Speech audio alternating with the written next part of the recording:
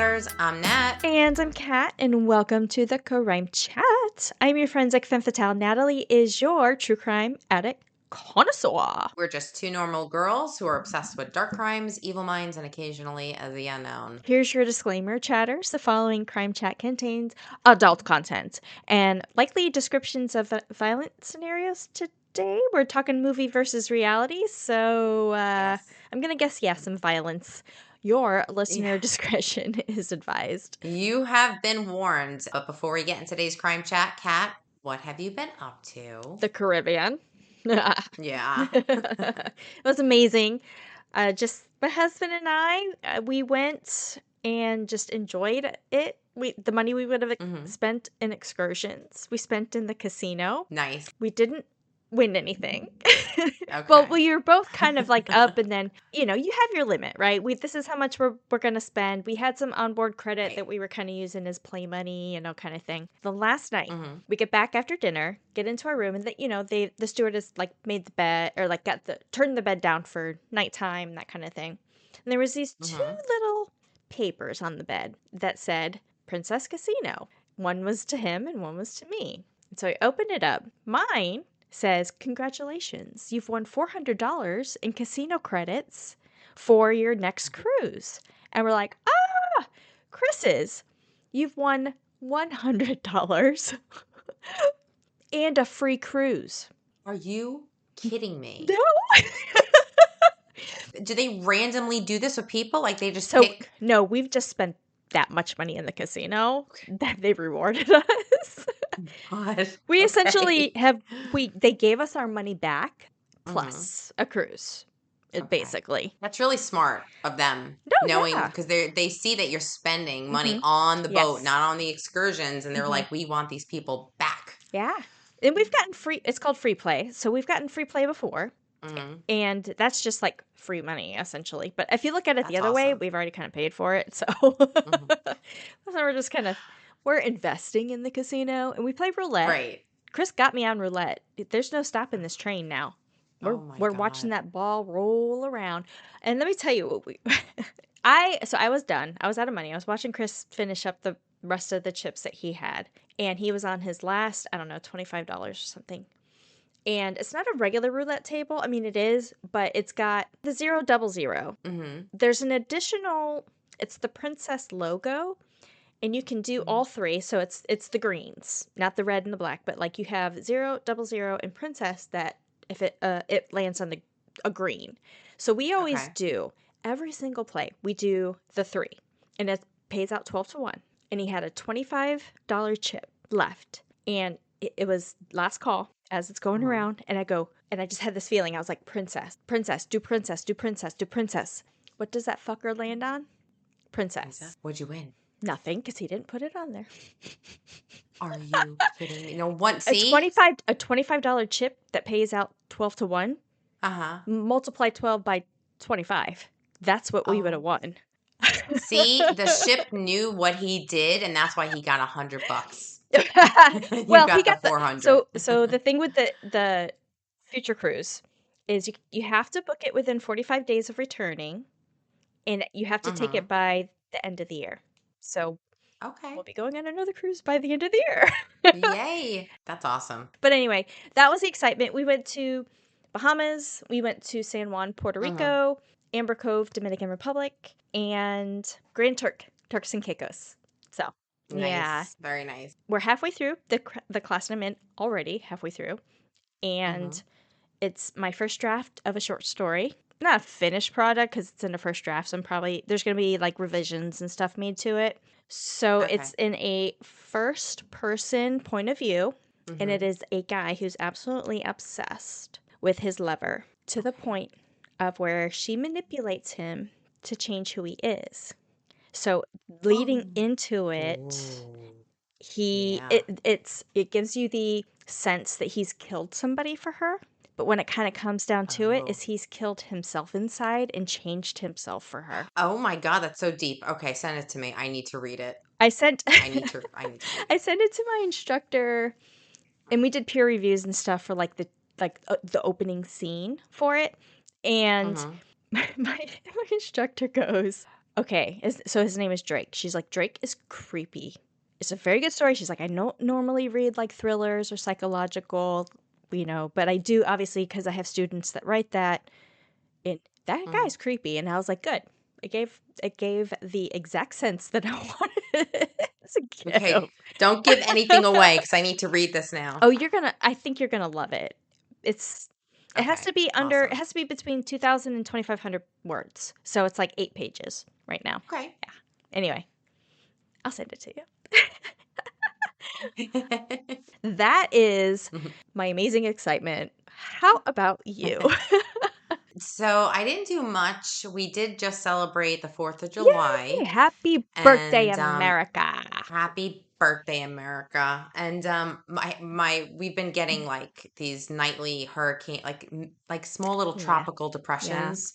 I woke up July 4th really early in the morning because I had to slow cook some ribs. Mm. Yeah, the power was out. There was nothing. Nothing was on. I had people arriving. The ribs needed to cook for a minimum of 6 hours. So I had to wrap it all up and go to the other Mm-hmm. house. And thank God it worked Mm-hmm. out. The ribs came out spectacular. Yay. Other than that, that's Yeah? it. Yeah. Oh, I'll send you some or post some pictures too. They decorated the cruise for the 4th of July. Oh, I was yeah. kind of hoping they'd shoot some fireworks off of that sucker, but they didn't. I get it. Fire hazard. They didn't. Whatever. Yeah, but that would be Yeah. cool. That would be really They cool. did. So I guess July 1st is Canada Day. So they had it all decked out for Canada on July 1st. And then Okay. on the 4th, they had it all like, decked out for. We were at sea. Yeah, it was a sea day on July 4th. So it was just all day at Very cool. sea. You wanted me to do an introduction on the origins of the right for exorcism. Yeah. It is a movie versus reality today. I don't know what it's about. We haven't had one in a It's been a long while. time. I'm so glad you did that, though. I was like, yes, we haven't done one of those in so long. We should do it. We should do a Jaws movie We versus really reality should. Like, we really, really should. because You did It one is last time based. with a shark arm. The Shark Art Murder Case. We just re-released it Mm-hmm. this last week, and when I was listening to that over again, I was like, man, that is such a crazy case. It is. So, an exorcism is an ancient practice found in various cultures and religions persisting into the 21st century. It is a religious and spiritual act of driving out or warding off demons or Mm. evil spirits from persons, places, or things believed to be possessed or influenced by them. We did talk a little bit about that because you did go over the Exorcist Uh-huh. movie versus reality, I think Did. last season. I Yeah. did. So the concept and practice of exorcism have deep historical roots, and the notion of a right or an authority to perform it has evolved significantly within the different religious and cultural contexts. So we're going to start first with ancient civilization. Mm-hmm. Exorcism likely emerged as a response to the belief in malevolent spirits and their potential to cause illness or other misfortunes. First, the Egyptians attributed some of the illnesses and misfortunes to demons and developed incantations and invocations to deities to repel those demons. Babylonians, they believed demonic possession caused physical ailments and developed rituals invoking deities to expel evil spirits. Also, using incantations and formulaic invocations, they would summon gods to dispel the spirits believed to cause these physical ailments. Mesopotamia, the belief that spirits entered a body and caused sickness led to the ritualistic development of incantations, prayers, and symbolic actions to remove those entities. In Judaism, while the Hebrew Bible doesn't explicitly mention human led exorcisms, extra canonical Jewish literature indicates the use of angelic names of benevolent angels and divine invocations for exorcism. Josephus, a first century historian, recounts witnessing Jewish exorcisms with the tradition of using rings with a specific roots and incantations. And this is a method that was attributed to figures like Solomon that Mm-hmm. were driving out the evil spirits. Yes. Yeah. Christianity. The concept of exorcism is from the New Testament. The Gospels depict Jesus performing exorcisms by casting out demons and granting his disciples the authority to do so. In the early church, exorcisms were performed not only by the clergy but also by lay Christians, often using simple commands in the name of God or Christ. Early Christian apologists referred to these exorcisms as evidence for the divinity of Christianity. Symbolic actions like breathing or laying the hands were sometimes deployed, and you still see that today, like laying your hands on somebody, and that's Mm-hmm. like a power of prayer kind of thing. It became more formalized within the Catholic Church. As Christianity spread, the authority to perform exorcisms was eventually restricted or restricted to ordained clergy and standardized through ceremonial or sacramental rites. The Roman ritual, which is called Rituale Romanum, of 1614 standardized exorcism rites. While the Protestant Reformation led to a decline in its practice in some denominations, interest in exorcism has seen a modern resurgence, prompting the Catholic Church to revise its rites and some Protestant church also to revive similar ministries. For example, some Protestant denominations engage in what they call a deliverance ministry, which focuses on prayer, spiritual warfare, and the authority of Scripture to address perceived demonic influences. Some charismatic and Pentecostal churches also actively perform exorcisms. Exorcism like practices are also found in other religions. In Islam, it's known as a ruqya. Exorcism involves reciting the Quranic verses in Islamic prayer to repel jinn, meaning which means supernatural beings, and then heal the maladies attributed to black magic.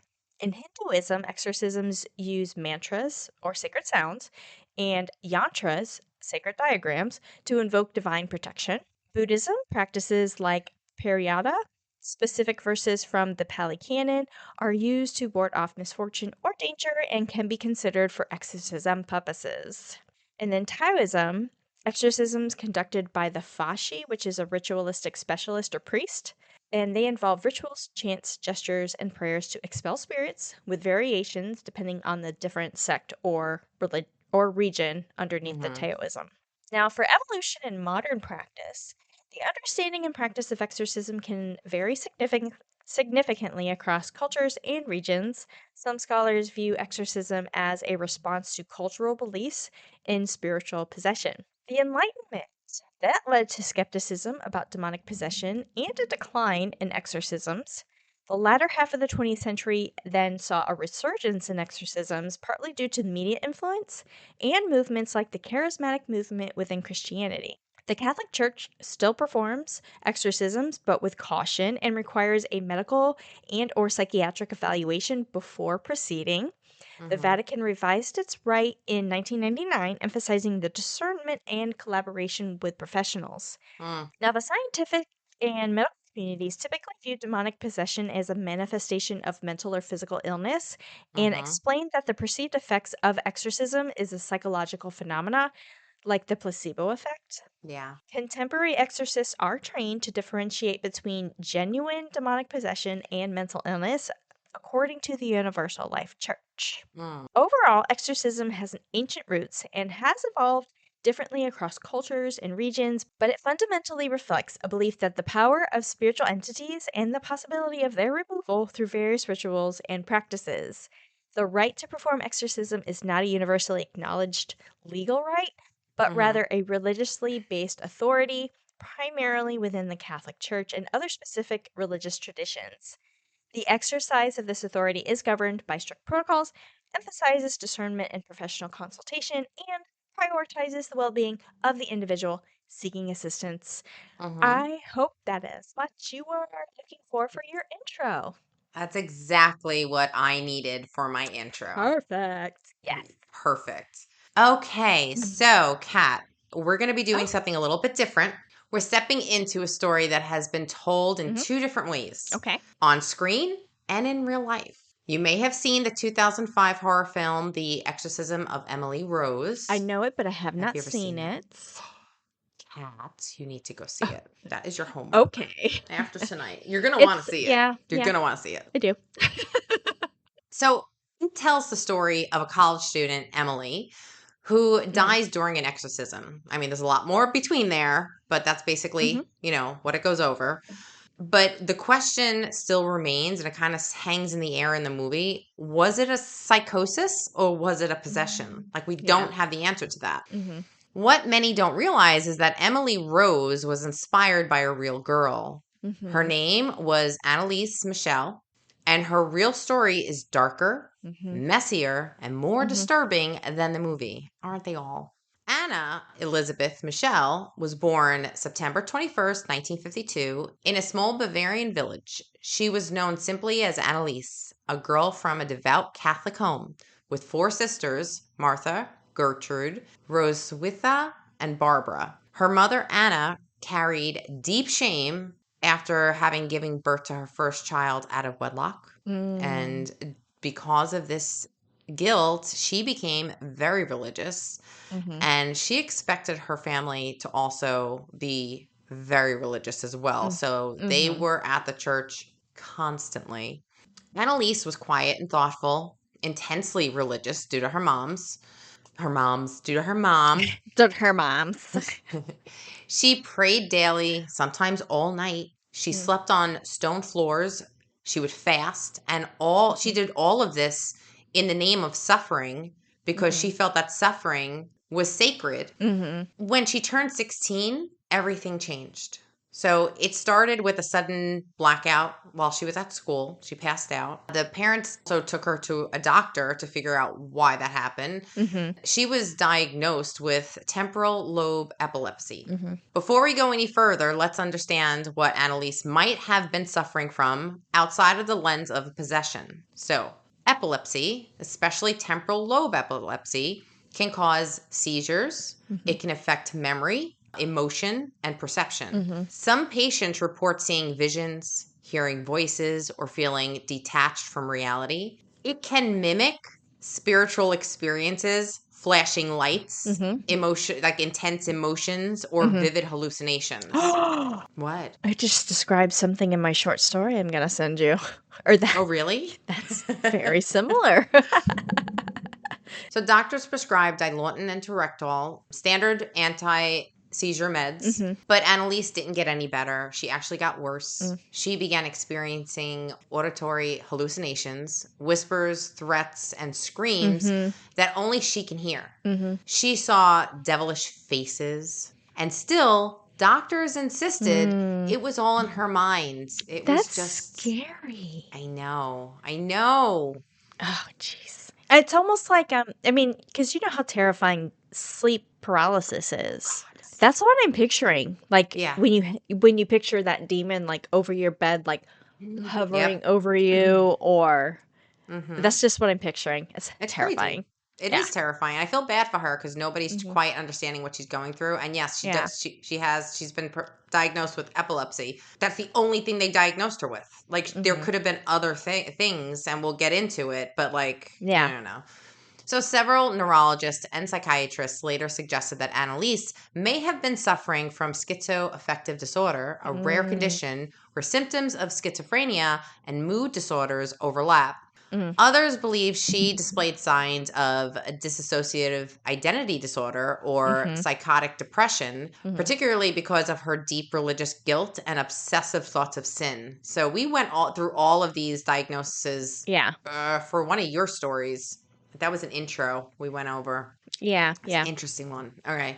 In her family's eyes, they believed the church. And this is where they asked the help of their priest at their church, and his name is Father Ernest Alt. He believed it was not madness. She didn't have a medical condition. No, she was being possessed. And here's where the turning point came. Her family, bound by their faith, grew more suspicious of medicine. They felt the doctors were failing her, and that Annalise was slipping away not by psychosis, but by the hands of evil itself. Dun dun.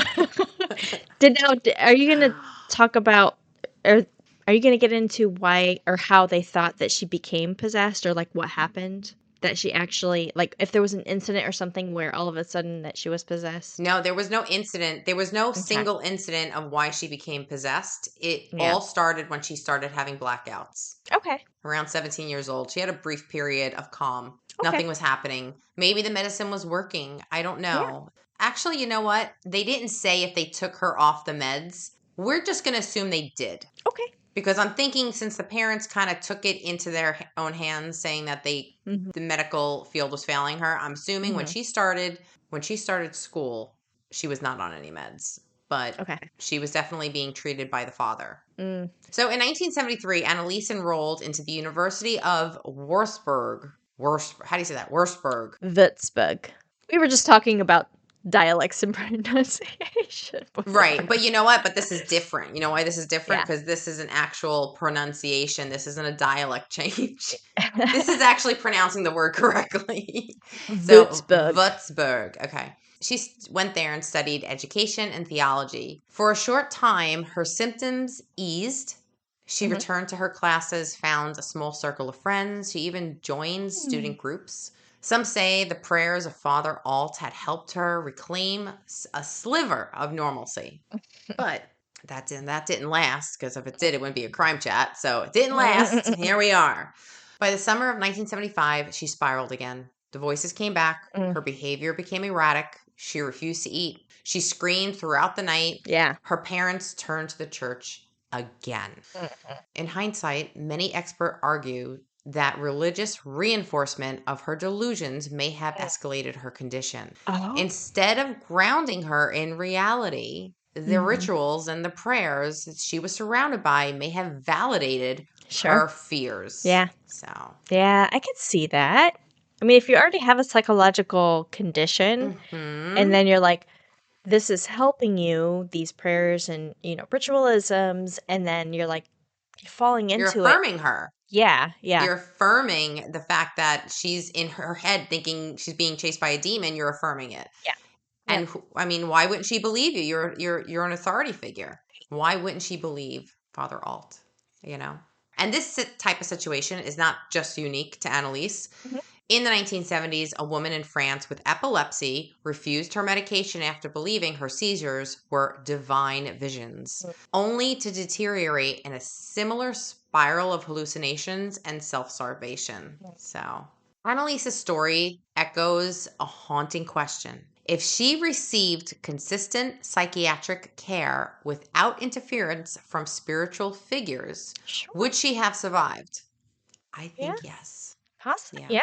I mean, even in the 70s, Yes, it wasn't that long ago. Yeah. We were born in the 70s. We were. We were born in the 70s. It wasn't that long ago. No, it wasn't that long ago. Right? Right. No.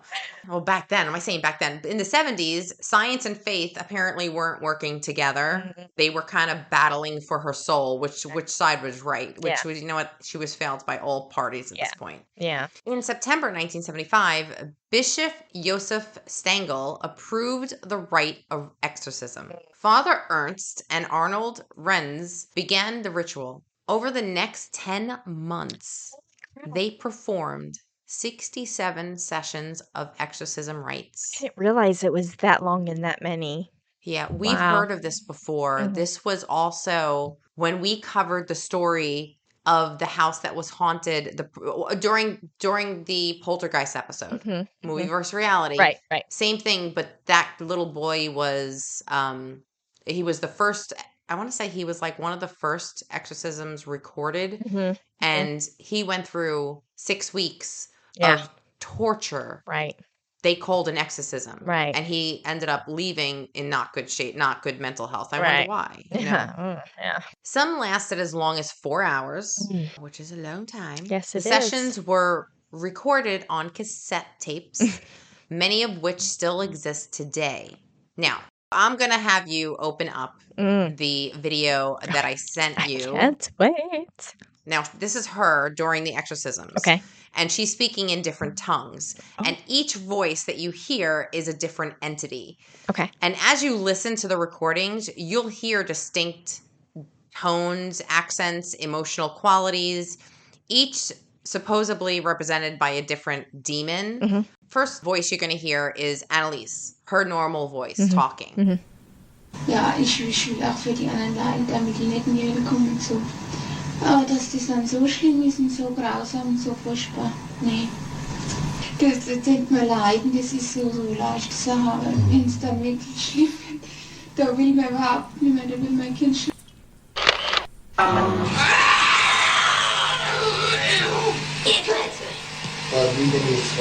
Nein, je kletze.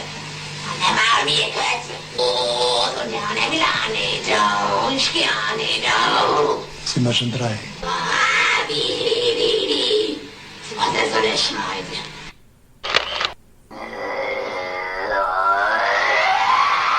Als Kind Gottes. Ich hab ein Moderschlag.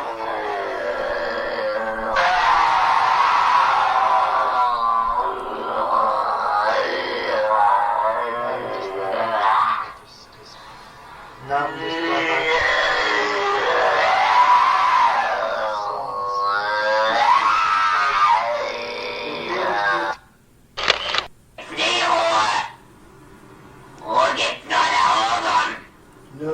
Ruhe gibt's nur dort, wo die Liebe ist. Ja, bei uns gibt's Nur Hass. Ja, Und wo nur Hass ist, da gibt's keine Ruhe. nein. Und für uns gibt's nie Ruhe. Nie. Weil Ewigkeit.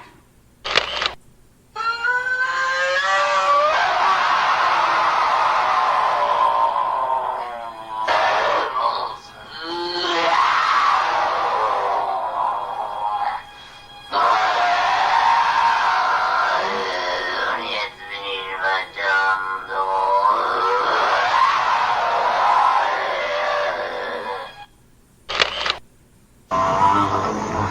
Die müssen in eigenen Seminaren ausgebildet werden, die dürfen nicht auf die anderen Universitäten.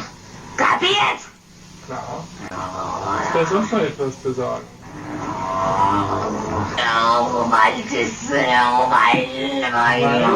Weil der Teufel größere Macht.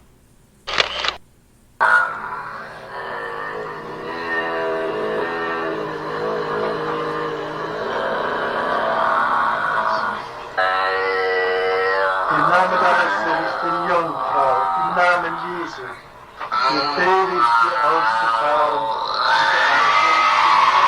Im Namen des dreifaltigen Gottes, des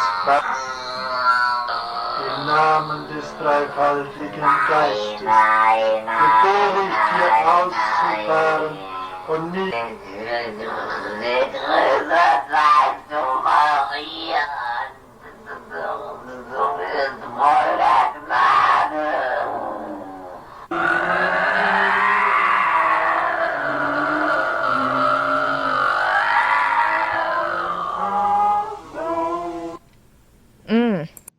Oh dear God.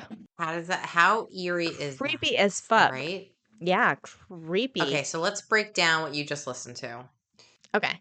First voice, like I said, was Annalise. The next voice you heard was Adolf Hitler. The way they described these voices, they said that this demon was angry and had muttered in like broken, snarled German voice.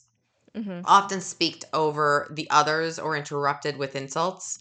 His presence while in Annalise had a mix of like a controversial yet eerie feeling for the priests. The next voice you heard was Cain. Is the way they describe him was he was cold, bitter, with an almost adolescent tone. He claims responsibility for the first murder and speaks mockingly of God and creation. Oh, okay. So Cain killing Abel. Yeah. Yeah. The next one you heard was Nero, and Nero, they described him as being arrogant, flamboyant. He laughs maniacally at mentions of the church and of the saints. His speech pattern is theatrical and proud. Next voice is Fleischmann. This one stands out. He was a former priest excommunicated centuries earlier. His voice is accusatory, bitter, shame-filled, and he rails against the church from whence he served. The next voice was Judas. They described him as desperate, remorseful, but twisted with spite. The voice is raspier, almost crying at times, expressing pain and doom. He claims he's never been forgiven. And the last voice Well, Was Satan. kinda. That with the church lady. Satan? It was Lucifer. Satan?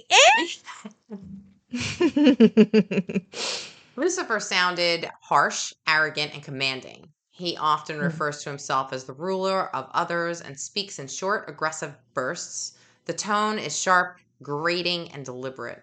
Annalise's voice would change pitch, language, even dialect, shifting from German to Latin and other strange tongues.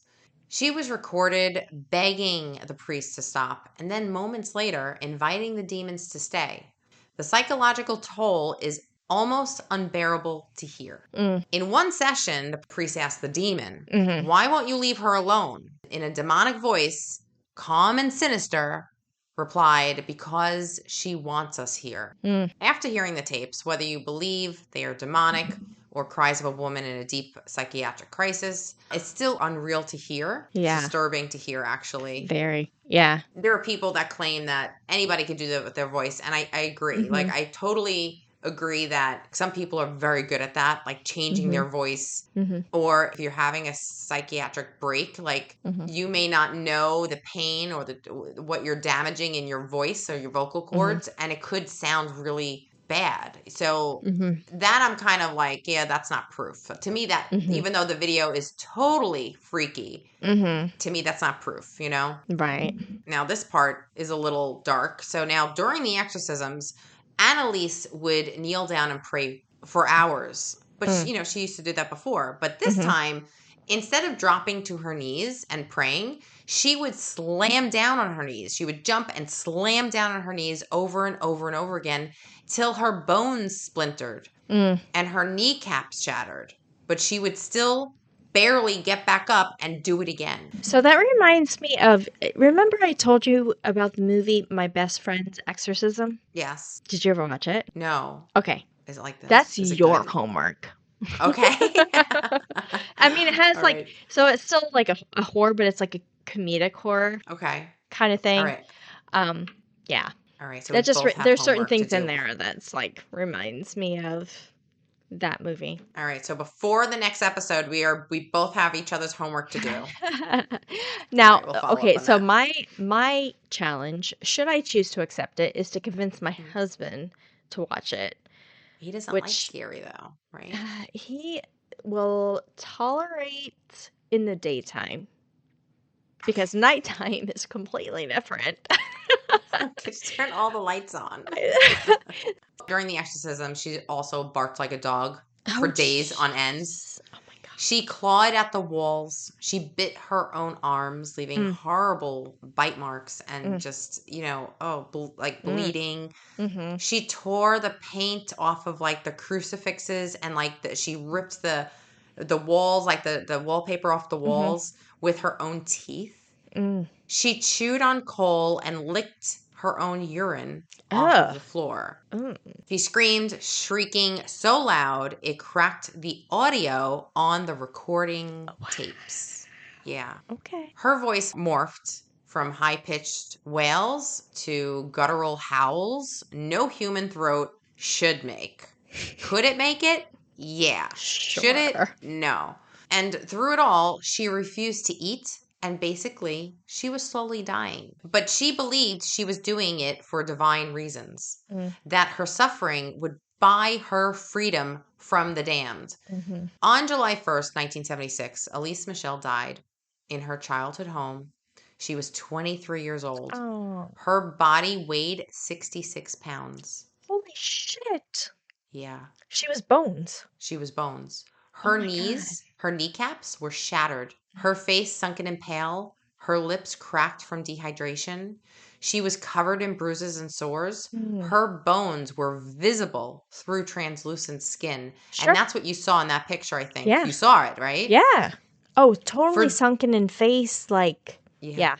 Horrible. For days, her body had been shutting down, course. organs failing one by one as she refused food, water, or even sleep.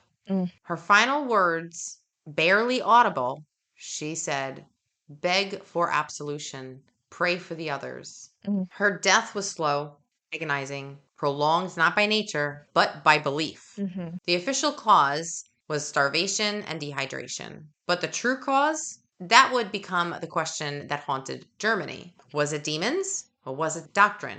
The trial that followed Anneliese Michel's death was one of the most controversial court cases in post-war Germany. Mm-hmm. The charges were filed by the Bavarian State Prosecutor's Office after an official investigation was launched into the circumstances of her death. The coroner's report raised red flags, noting the extreme malnutrition and dehydration, and that she had not been given medical attention for months. The prosecutor concluded that the failure to seek life-saving care despite her obvious deteriorating condition amounted to criminal negligence. At this time, would they have been able to give her a feeding tube medically, like in that time frame? Yeah. I'm thinking like for the nourishment, right? If that's truly scientifically what she had died from, or medically what she had died from, that was a negligence then. Not giving her a feeding They could have tube. absolutely saved her. She didn't have to die. She didn't have to die. In 1978, prosecutors in the Bavarian town of, go ahead, Kat. Aschenberg. Aschenberg? Aschenberg. Yeah, that's what we're going to try. They filed charges against Annaliese's parents, Anna and Joseph, as well as the two priests who had performed the exorcisms, Father Ernest Alt and Father Arnold Rentz, for neglectful homicide. The state alleged that their collective negligence had led directly to Annaliese's death. Absolutely true. Sure. She had died of starvation and dehydration, and yet none of them had sought medical help. The defense countered Anneliese had refused food at her own volition, that she had chosen spiritual deliverance over physical recovery. Bullshit. But she was sick. She was having hallucinations. Yes. She was dealing with epilepsy. She probably had other things going on. Yeah. She was not well enough to make that decision. And that's what I was saying. Like, if she was in that, like, she was having an episode, she was not of right mind to make those determinations for herself. Yes. Right. That's when, like, a feeding tube or something like that should have been, like, forced upon her. Yeah. I mean, if you think about it, sometimes people get induced into medical comas, so they don't resist, and they're able to do things that would help heal their body. Yeah. Yes. She was kept in the dark because she was probably scared. I mean, no, I can't picture anybody doing this themselves without being, terrified. Right. Yeah, sure. The pain she was going through every single day, breaking bones, not eating, dehydrated. Yeah. Your body is going through pain. Yeah. And she was petrified. And everybody around her was like, yeah, you should be petrified. There are demons in you. Like, no, if she got medical treatment, she probably would have been able to think more clearly and, And I wonder, like, with her parents being so devout, right, that if they would have allowed that in the first place, even if it would have been offered, because they were thinking that, like, this medical was kind of like a bluff, like they weren't believing in the medical system, that it was all spiritual. So I don't know that they would have maybe even allowed it in the first place, because they would have been the people to speak on her behalf if she was so mentally out of it, right? Right. Yeah. I mean, you have the right to religion, Right. but Sure. I don't think this is that. Like, I think they were all misled by the church. I think if the priest said to her parents, your daughter needs a doctor. I'll do the exorcism, but I need a medical doctor here with me. So, and I think that would have been a great move. And I think that's why too, like so this was in the 70s, but I mentioned kind of in the intro, 1999, the Catholic Church changed the ritualistic exorcism rites to include medical and psychiatric clearances first before doing an exorcism. And I think that is important because I could see how it would be difficult to decipher between the two. Yeah, it's crazy. Yeah. During the trial, the courtroom was often filled with gasps from the public gallery. Sure. The prosecutors played chilling audio from the exorcism sessions. In them, Annaliese's voice shifted between pleading cries and guttural growls. Many of the people in the courtroom were visibly shaken. Mhm. They didn't know what they were listening to. Yeah. This was still the 70s. There was satanic panic everywhere. Like What'd you say they didn't before? know. The 70s were wild, man. They're wild, man. Medical professionals took the stand, stating Annalise had clear symptoms of epilepsy, psychosis, and religious delusion. Mhm. One doctor testified that Annalise could have been saved even in just a week before her death Sure. with basic medical intervention. Water. A feeding tube, Yeah. psychiatric care, some hydration, she would have survived. Yeah. Psychiatrists described the effect of religious reinforcement of how like Annalise's belief system and those around her likely fed into her delusions, like we mentioned before, Yeah. making the exorcism not only ineffective but potentially damaging. Mhm.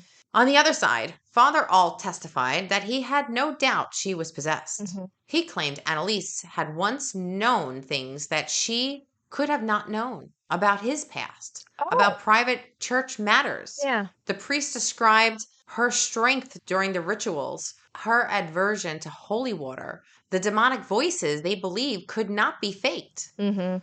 No. Possibly. No. I mean, yeah. It's Yeah, like it's just I don't stupid. know what you're talking about. And what he's saying about like her not being able to know, he could just be making this shit up right now. And Now, I'm not saying a priest is going to lie, but come on, this he like is on almost trial. victim blaming. Right. Thank you. Yeah. Came all back to him, right? Yeah. So the public opinion was split. Many in the deeply Catholic regions of Bavaria saw Annalise as a martyr, a soul who had sacrificed herself to fight evil. Others, especially doctors and scientists, were horrified by what they saw as a medieval mindset that had caused the preventable death. So if she's considered a martyr, and if people are possessed, right, and they die because their human body cannot physically take like a water, like a food, whatever, what happens to the demons inside of them? They don't just die. They find somebody else. I think like the way it works is if their vessel fails, then Yeah. they have to go back to the other world. Okay. Well, I think that's it. Also, I I mean, don't think they're here to exist amongst us. I think they're there to grab a soul, right. or to like. So I don't know. So how I do they mean, get from? that's up for debate too. Nobody So knows how do really they get from exactly the other why. world to this world to possess I a don't know. body? That body dies, right? They have no vessel. They have no host. Do they have a certain amount of time to find another host or vessel before they? I don't know. They We get- should ask the church lady before they get evicted from this earth, this world? I don't know. I'm just I think they're still curious. trying to figure that out. So now the judge allowed religious testimony, but emphasized that the legal matter hinged on whether the defendants had fulfilled their duty Sure. to provide care. Right. The jury listened to days of gruesome testimony, images of Elise's emancipated body, and the sobbing voices of her parents. In the end, all four were found guilty of neglect homicide. But the sentence was light. 6 months suspended, 3 years probation. Okay. So they didn't do they jail didn't serve time. any time. Yeah, they didn't do jail None. time.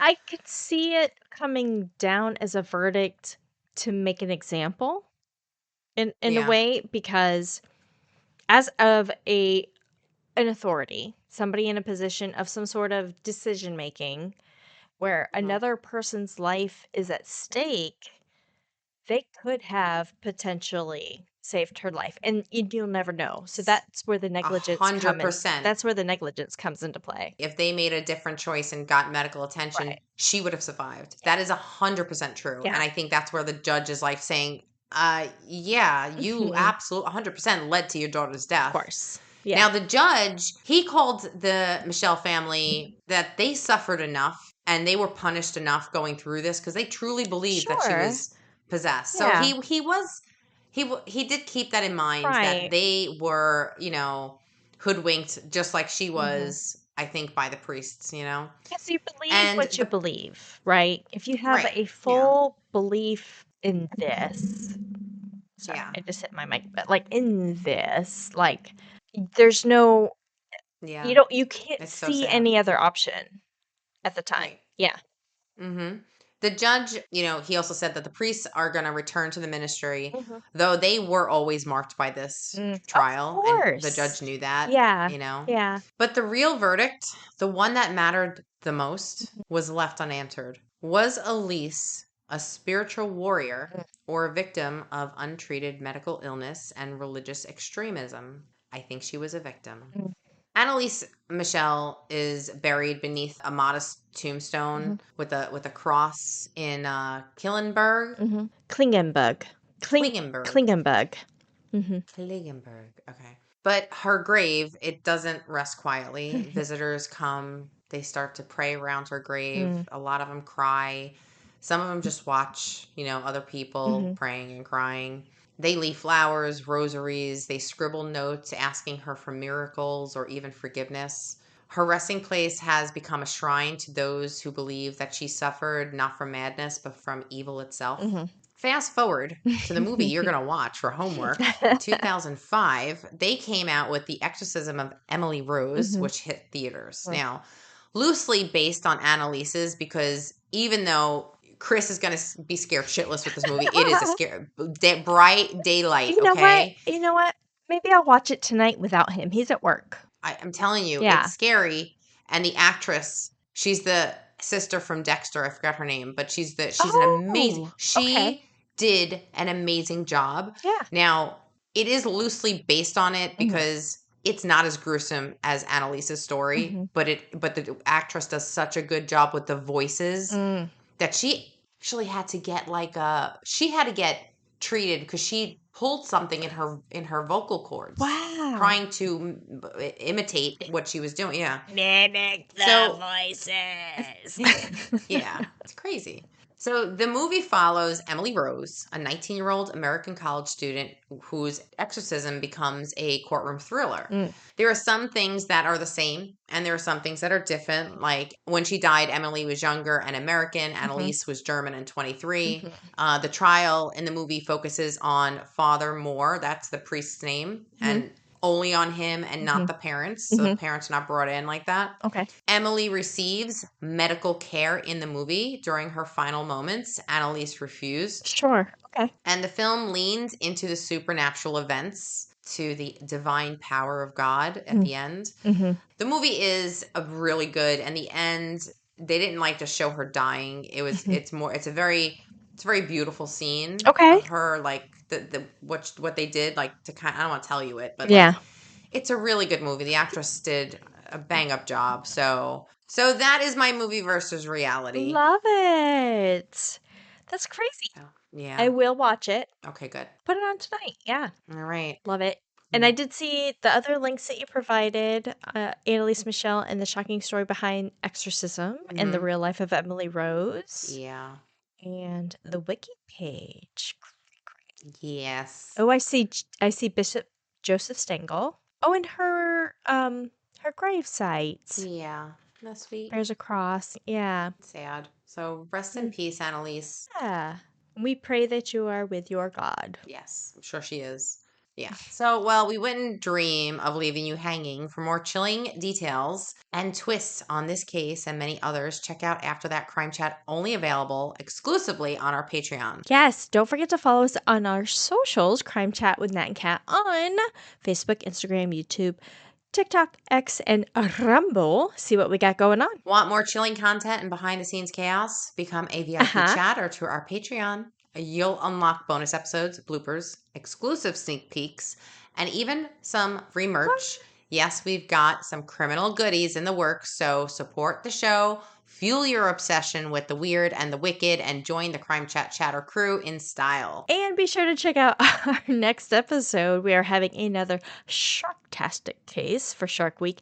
That starts July 20th. And the National Shark Awareness Day is July 14th, which is the week that this next episode will come out. So be prepared for that. Get your fins, get your flippers. Yes, you don't want to miss it. We'll see you next time, chatters. Bye. Bye.